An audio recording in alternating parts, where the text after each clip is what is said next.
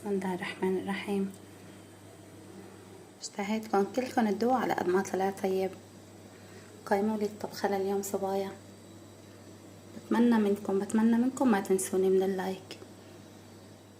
كيفكن صبايا؟ طمنوني عنكم. رجعت لكم اليوم بوصفة جديدة من مطبخ بيان. هلا اليوم عندي محاشي، بدي اعمل محاشي حلبية. خليكن معي لتشوفوا الوصفة خطوة بخطوة، وما تنسوني صبايا من اللايك اذا حبيتوا فيديوهاتي ووصفاتي، وخلونا نتعرف على بعض اكثر، واحكولي بالتعليقات صبايا من وين عم تتابعوني. هلا اول شي ببلش بحفر الكوسة.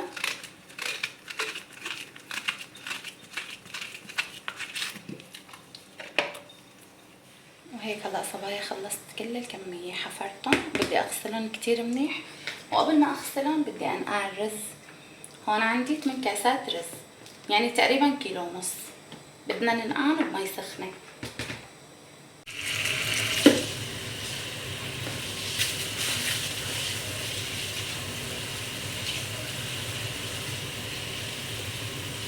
كتير ضروري صبايا انه ننقع الرز قبل ما نبلش شغل فيه، لحتى انه شلون بدي اقلكم تفتح حبة الرز معنا اسرع. والمحشي الاخضر الباذنجان او الكوسة بيستوي فورا، لاني اذا ما نقعنا صبايا الرز بفتح معنا المحشي. هلا لبين ما ينتقع معنا الرز بدنا نغسل الكوسة والباذنجان.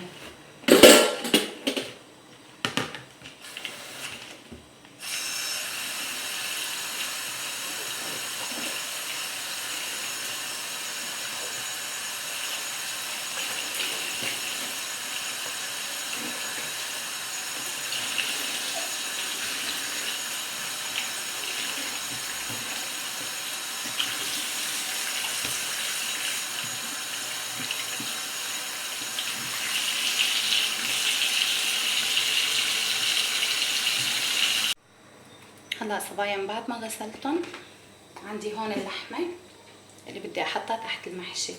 حطيت لها خل وبدي انقعها بالمي. اهم شي انكم تغسلوها بالخل. هلا انا بنقع 10 دقايق لبين ما اتبل الرز، ما اكتر، هيك بيصفى الدم كله منها. وبعدها هلا بقى بنجهز تتبيلة الرز. هلا هون عندي اللحمة، كيلو لحمة. هون صبايا دبس البندورة عندي 6 معالق. وهون هلا عندي البهارات، نص معلقة زنجبيل، معلقتين بهار، 3 معالق ملح. وهون عندي كاسة زيت. وهون عندي دبس رمان، بنحط تقريبا نص كاسة صغيرة. هلا بخلط صبايا كل المكونات مع بعضهم، من بعدها بنبلش نحشي. هلا صبايا بدي احط اللحمة اللي نقعتها بالخل معكم. هلا انا كنت غسلتها كتير منيح ونقعتها بالخل، بعدين بصفيها هلا كتير منيح، بحطها بالطنجرة وبحط ورق الغار عليها مشان الزنخة. هلا بدي ابلش حشي. بسم الله الرحمن الرحيم. هلا صبايا اذا بدكم يطلع معكم مفلفل، في له طريقة للحشي بطلع معكم مفلفل وكتير طيب، ما بيطلع مخبوص الرز.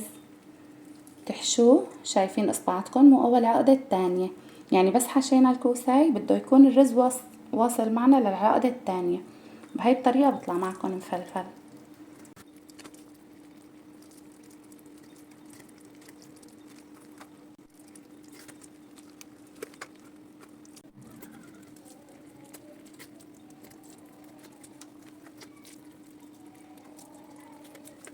هلا من بعد ما خلصت كل الكمية بدي اجهز دبس البندورة.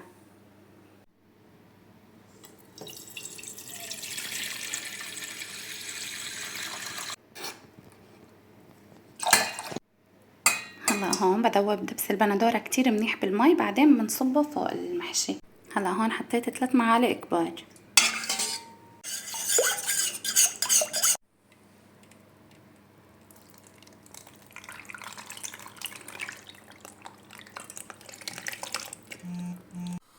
هلا من بعد ما حطيته على النار عندي هون 3 معالق ثوم مهروس بنضيفهم. وهون عندي نعناع 3 معالق، 3 معالق ملح، ومعلقتين حمض ليمون.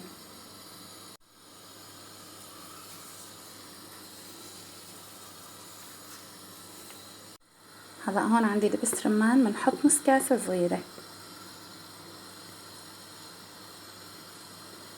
هلا بخليه على نار عالية لبين ما يغلي معنا، بس غلى معنا بنوطي تحته لبين ما يستوي، وبياكل طبخ معنا ساعة ما أكتر.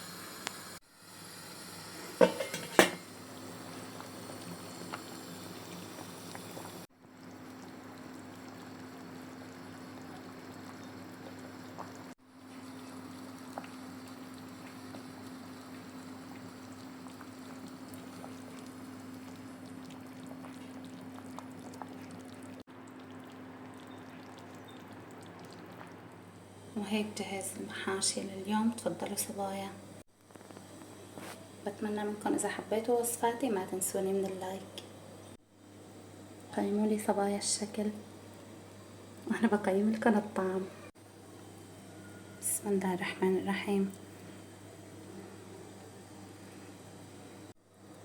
شوفوا لي صبايا شلون مفلفل الرز وبشهي.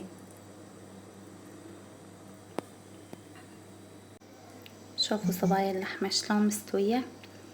هلا في كتير صبايا بيحطوا لحمة تحت المحشي بس ما بتنجح ولا بتستوي ابدا. شايفين صبايا شلون فارطة؟ شايفين شلون؟